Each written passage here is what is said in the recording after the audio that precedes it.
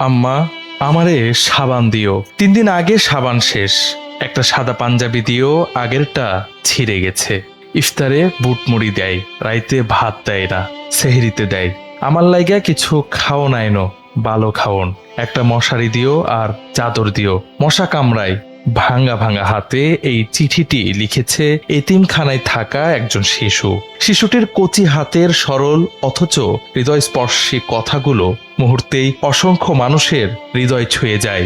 অনেকেই পোস্টটি শেয়ার করে সহমর্মিতা প্রকাশ করেন, মন্তব্যে দুঃখ প্রকাশ করেন।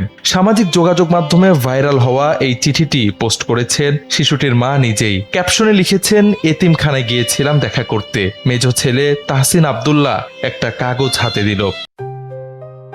JBS holdings limited.